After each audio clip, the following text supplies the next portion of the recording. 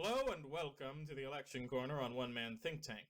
Today we will be discussing Elizabeth Warren's sudden and surprising drop in the polling. At one point she was considered the front-runner, but now she is almost in third, maybe even fourth. Is her star falling entirely? Well, I'm going to start off with laying out the battlefield for you. We have Joe Biden in first place. He has overall maintained a strong and steady lead, hovering between 30 and 25%. However, as you can see, over the past months, half a year or so, he has dropped from around a 30-35% lead to a 25% lead, about a 5% drop. Then we have Elizabeth Warren, the focal point of this video, who started off being not that relevant to being second place, almost the front runner, before dropping back down. And I will make a comment. Here, at the time, this is the one thing I dislike about the Economist poll tracker, Elizabeth Warren and Joe Biden were shown as neck and neck, with Joe Biden at about 25%, Warren at about 24%. However, as we've received more data, Warren's polling average has dipped, and Biden's has gone up. So keep that in mind there when I say they were neck and neck and Warren was the front runner. At the time, it was believed she would be. Senator Sanders has, however, chugged along at a good, solid 15 to 18%, depending on how you look at it. A solid third, but also that shows he's got a strong base attached to him. Then we have Mayor Buttigieg, who is the rising star and may soon overtake Elizabeth Warren's falling star. More on him in a moment. Lastly, we have Harris, the fifth-place candidate, who has frankly almost entered irrelevancy as Andrew Yang seems likely to overtake her. But she will be good for an example later, so I'm going to mention her anyway. So, in order to explain how Elizabeth Warren is losing support, we need to explain where a candidate gets their support from. Now, in my opinion, in a primary, there are three types of voters. You have, for each candidate, you have their core baseline voters. These are the people who will not abandon them no matter what they do. They could shoot someone on 10th Avenue, and they would still vote for them. Yeah, I'm quoting the orange guy, sue me. Biden seems to have about a 23% baseline. Normally I'd say 25%, but the amount of polls would show him below that make me believe he's actually got about a 22% baseline. Warren we'll get back to. Senator Sanders, on the other hand, seems to have a solid 14 to 16% baseline. It changes depending on the poll, but I'll round it up to say 15% of supporters who will not abandon him. This is very good. He's had this consistent base the entire time. However, he's also had trouble expanding past the base, except in one or two polls recently. Then we have Harris, whose baseline seems to be continuously dropping. Arguably, her baseline now seems to be around 4 to 5%, but that even seems to be slowly getting chipped away at.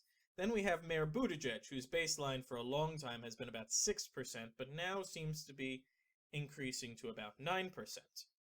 Now, the key point about the other two types of voters we'll get to in a moment, every candidate wants to convert the other two types of voters into baseline voters, people who like them over everyone else, because that's the most secure portion of your base. And that is Elizabeth Warren's weakness. It seems she has not been able to do that. Her baseline seems to be, judging by her lowest rank in the polling, between 10 and 15%. I personally don't know where it is because there haven't been enough polls where she has polled really low, where there hasn't been other issues with the other candidates. So I think her baseline is probably going to be somewhere around 11 to 12%. So if her baseline is 11 to 12% and she nearly hit 25, where did those other 13% of voters come from? And thus we get to the second block, which are and it is the largest bloc, what I call Fairweather Voters. Now, in a general election, you have non-voters. Those are people you want to draw into the process, bring them in, get them involved, help them vote for you, because they are the X factor. However, in a primary, you have fair weather voters, who just want to vote for the guy who will help their party win. They already have been sold on the general concept of the party. They just want to figure out who's going to lead it. It's why the policy aspects are important, but not necessarily amazing. The policy is mostly for who can I get into my core base, and the third group of voters, which we'll get to in a moment. However, the fair weather voters, they will vote for, and some will say low information. I don't think they're low information. I think they are paying exactly as much attention as they want to. They care more about winning the general than they do the primary. And they believe that, and they don't really care who the party leader is, so they'll vote for whoever they think is the best shot. And they will figure this out by, frankly, two things: viral internet videos and news coverage. If you can have a snappy viral moment, like, to use one for Elizabeth Warren, when she made the comment about how, I believe, it's now left my mind. Crap. Fine. Here's a bad version of one. Joe Biden and the record players. When he said that the best way to educate people is to play more records or gramophones in the house at night as a jab at black people, I think an unintentional jab, but a jab nonetheless, that hurt him slightly with the African-American vote. So fair-weather voters are aware of that. Also, by whoever gets the most news coverage and name recognition. Hence why Joe Biden does the best with fair-weather voters right now, and arguably Senator Sanders did second best. Or does second best. However, Warren managed to grab in a lot of those fair-weather voters really quickly because she got all of this amazing press coverage from both the left and the right. Keep that in mind, because we'll get to why that was really good and then really bad in a moment.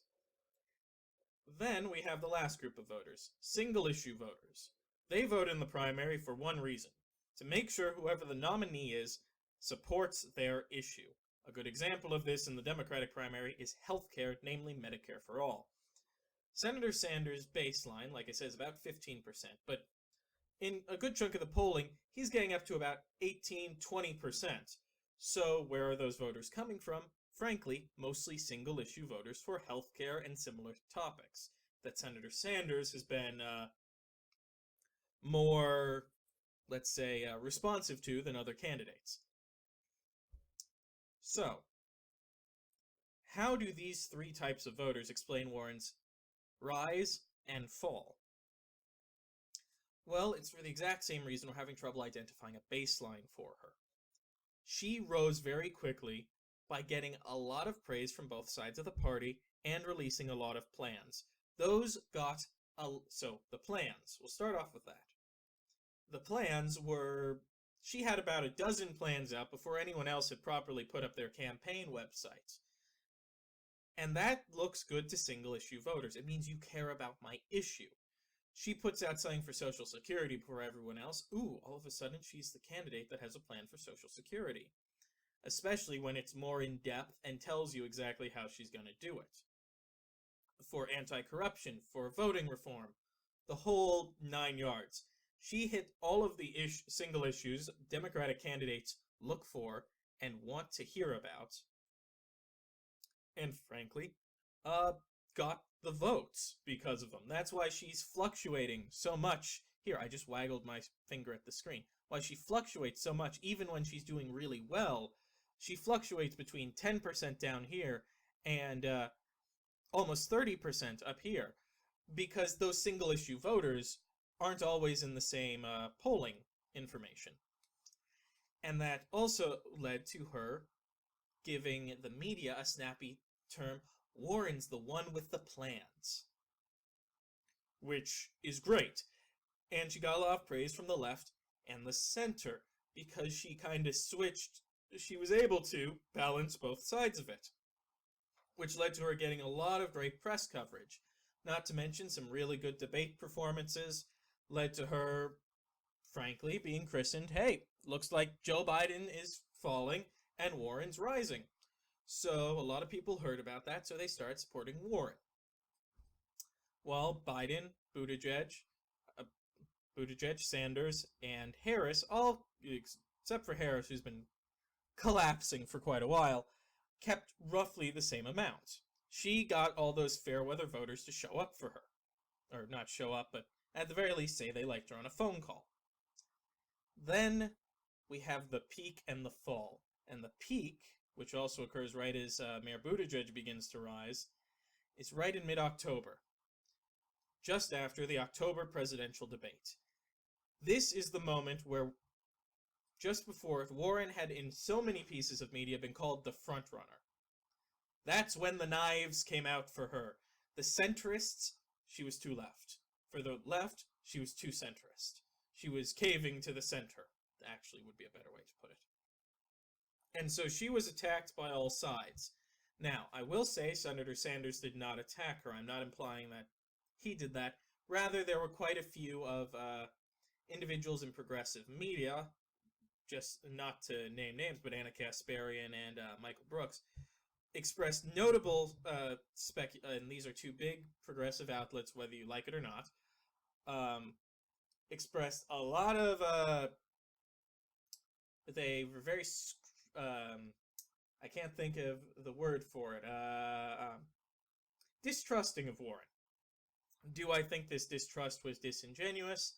Not entirely, but they went after her, and that hurts when the outlets that are pro-Medicare for all come out and say, well, you're not really for it. And that leads us to the actual incident which caused her to drop. Her refusal to say, I will raise taxes for Medicare for all. Now, she then came out with a plan that showed she didn't need to raise taxes on the middle class to pay for Medicare for all, which, frankly, summarizes Warren's big weakness, because this is like the Pocahontas incident all over again. Rather than just taking it on the chin and moving past it, she made it a bigger deal than it had to be, and went out of her way to try and prove that she was right. Now, this is other good news, because it means now that she's gotten her plan out there, the incident has passed. There's a reason funding Medicare for all didn't really come up in the November debate. But I digress. So Warren got attacked on refusing to say, I will raise taxes for Medicare for all. Now, she got attacked by a coalition of 3 centrist candidates: Biden, Buttigieg, and Klobuchar. A little bit of Harris, but namely those 3. Gabbard also came after her, but I don't think her attacks really stuck. Buttigieg is the one who walked out of this looking the best. And that's why he's suddenly started to rise, because he's gaining a lot of those Fairweather voters. Now, if you notice, Warren dropped from about a height of, we're using the new averages now, about 23 to 18. So a drop of about 5%. Buttigieg rose from about 7% to 13%. That's about a rise of 6%, plus a little bit he took off Biden. That seems like he's just grabbed the Fairweather vote. Because he looked good coming out of it. I'm not gonna lie. He made Warren look like a chump on healthcare, like she was trying to hide something. Well, he came across as very skilled, intellectual, and I'm rubber, you're glue to everyone who attacked him. And frankly, the same thing happened in the November debate. I know there are progressives who think Gabbard landed some good hits on him. I don't think people are going to see it that way, but we'll see. So, Warren has been falling, mostly losing people to Buttigieg. And that leads us to our final point. Oh, and she also lost single-issue voters to Sanders due to the left coming out and saying you don't support healthcare. And if you're disingenuous on healthcare, what else are you disingenuous on? So she lost some voters to Sanders, mostly over, if I'm being frank, the single issues of, are you progressive or do you support healthcare? Now, I think that's enough to boost Sanders up to some of the higher polling points he's been getting in some of these polls, but That's not the main topic here. So we're left with one last question. With Buttigieg rising, Warren falling, Sanders seeming stable, and Biden going down, can Warren come back? Can she still win the nomination? To which I'm going to say, yes, definitely. She super can. This isn't actually going to be that hard for her, because, to lay this out, remember the Pocahontas thing I said before? Once she addresses the problem, albeit in her very Warren way, Warren Lisa Simpson way of, well, technically I was right the entire time, the incident passes. They can't attack her on it anymore because technically she's right now. And if there's one thing about that the media doesn't like, it's when a candidate can confidently say, no, you're wrong, I have the proof. So I think Warren can start to make a recovery as people forget the Medicare for All issue. Maybe she'll gain some voters back from Sanders, maybe from Biden. But the main person she's going to have to gain them back from is Buttigieg. Now, there are many who are making the, oh, well, Obama and Kerry all started rising in December. And then they went on to clinch the nomination. But the weakness for Buttigieg, and I'm just going to be frank here, is he doesn't exactly have policies. He's not really been running on anything. He's been running on, the only policy we've heard from him, well, we've heard two policies. The Medicare for All for Some plan, and the Douglas plan. He's not going to bring up, whenever he brings up Medicare for All, Warren and Sanders have a way to attack him, which doesn't look good. And second, he's not going to bring up the Douglas plan because that's going to have to bring up his issues with African American voters. So I think Warren may actually recover on her own. Now, we'll have to see. She could very well just keep tanking. It could be over for her. People have abandoned her. But she had a solid debate performance in November. We're going into December for another debate, where most likely the cast and crew of the last debate will show up again. Maybe sans Booker. I think Gabbard's probably going to make it in. Hell, for all we know, Steyer won't be able to get enough people to donate cash to him.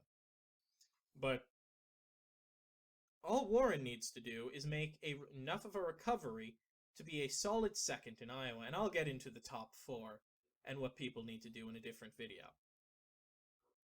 But Warren could very well start to make a recovery at this point. Because all she needs to do is not get clobbered in another debate. Because as I've said before, her big weakness and strength is the fact she's really good with single issue and Fairweather voters. So all she needs to do is re-get those voters by doing what she did before and, prepping for attacks. With that being said, that's been this episode of the Election Corner on One Man Think Tank. If you enjoyed or found the video helpful, please leave a like. If you have your own opinion on the matter or would like to make a comment on how I could improve this show on the channel, please leave a comment down below. If you would like to see more content from the channel, please make sure to subscribe and click the notification bell to be alerted when more information comes out. Otherwise, have a wonderful day. Thank you for watching.